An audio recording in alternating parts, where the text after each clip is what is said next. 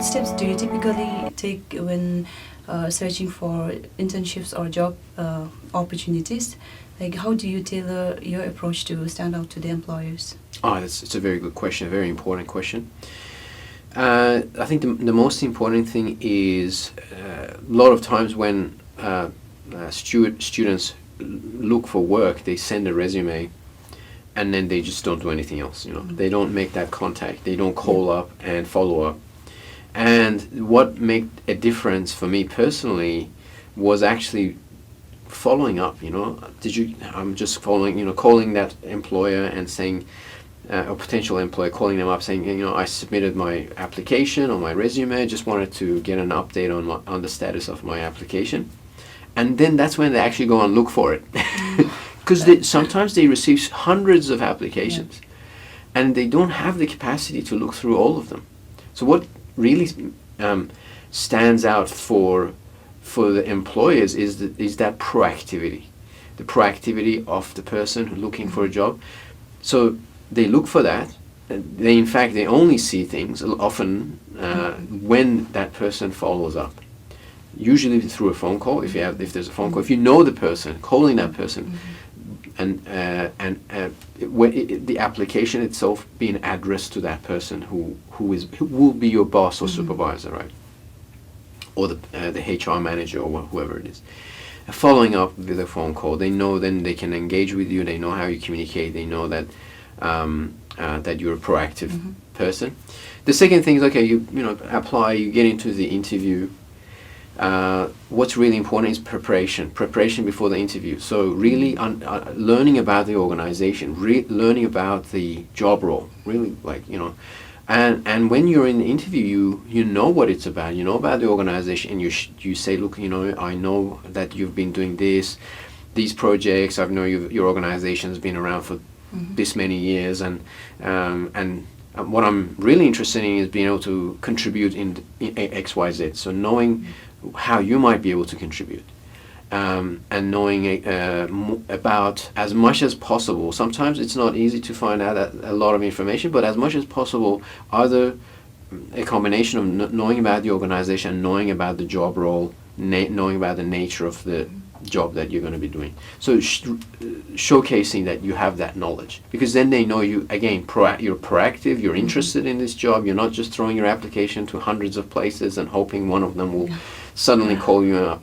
No, being that proactive, being able to follow up, so you get into the interview, you prepare for it, you know what the job is about, what the organization is about. So these are really important and make a huge impression. And again, after the interview, again, calling up, following up, just wanted to, see if there's been any progress on my application, really interested in joining your organization and making a contribution. So a thank you email after the interview is very important. Thanks for your time, really looking forward to the opportunity. So these are all really important things. And I think most students underestimate the importance of being proactive. So this is my message to everyone, is be proactive. So thank you for the tips, Doctor. I didn't know that after we submit our application, we have to follow up, because what I personally felt was, if I follow up, then I might irritate them, or they may get upset. So I understand that. We don't follow up. I understand. I think that fear was in me as well. It's I don't want to irritate this person. I don't want to take their time. But the thing is, they've got to see your proactivity, and you are building a relationship before you even meet them, right? So these are important. Of course, they are looking for the right person, and the right person often is the person who's willing to not be the person who just throws applications everywhere, because most people just do that. Right? Most people do that. And if everyone's doing that, and I remember when I was in undergrad, when I finished my undergrad, I was looking for a job. I submitted my application, and then I followed up. I made a call. I said, look, just wanted to follow up. And they said, oh, okay. Oh, where's your app? Oh, okay, let me search for it. So there's, okay, yeah. So I think because of that proactivity, then I got into the interview, right? Yeah. Then in the interview again, you show that you know about the company and so on, and the interviewer said that we had 350 applicants. Oh, that's huge. Yeah, that's huge, and only 15 got into the interview, right? So I was one of the 15. Yeah. And then there was a second interview, and I got into the second interview. So there's 3 people in the second interview. But then at the end, I didn't get the job. so one of the other 3 got it.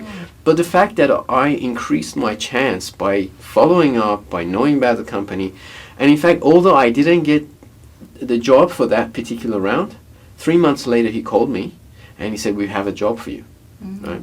So it's standing out from the 300 plus applications that they receive, and they can't see it. There's no human capacity, right? Yeah. Back then there was no AI to kind of, but even now it makes a huge difference, right? It makes a huge difference. So yeah, that's what I can say. Yeah. So speaking about interview, how do you prepare for interviews? Can you share a specific example where your preparation have made significant difference in the outcome of your interview? Yeah, absolutely. That's a great question. So there are 2 aspects of preparing for an interview. One is prepare for the types of questions they will ask you. The type of questions an employer may ask may be, why do you think you're suitable for this job? What do you know about our organization? And they might specifically ask you about the technical nature of the work, so they may ask technical questions about the type of job that you're applied for. So preparing for that, preparing for the potential questions they will ask and the types of tests that they may throw at you. And also learning, as I mentioned, learning about the organization, learning about the job, all of these things. Knowing who's your interviewer, like knowing their name. Yeah. And remembering their name throughout the interview, so when you speak to them, you can address them by name. These all make a difference, the impression, right?